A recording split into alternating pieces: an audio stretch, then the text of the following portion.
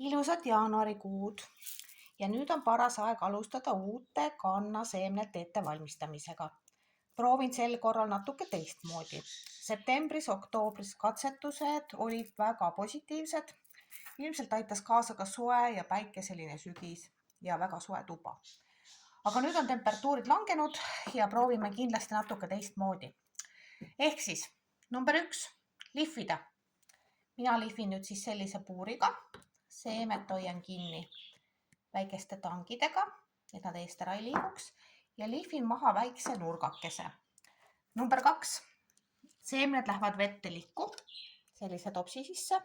Nimi tuleb kirjutada topsi peale ja lähevad siis siukse soojendusmati peale. Siia peale tuleks panna ka kile, et see soojus lihtsalt ära ei kaoks ega ei aurustuks. Number 3.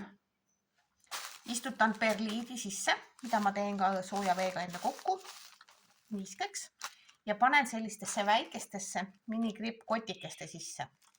Seemned lähevad ka sinna sisse, kui nad on lihvitud ja lähevad siis sellise samasuguse kotikesega selle sama mati peale.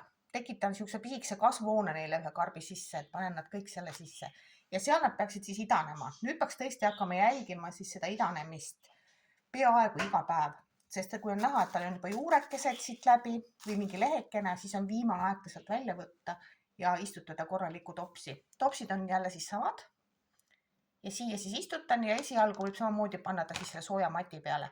Et hetkel on nagu põhistaar ikkagi see soe matt, et siin peaks ta olema kogu aeg sees. Veetemperatuur ei tohiks ka langeda. Kui veetemperatuur langeb teil toas siin alla 20 kraadi või vesi läheb külmaks, siis ei ole ka mitte mingit idanemist loota. Ja palju edu!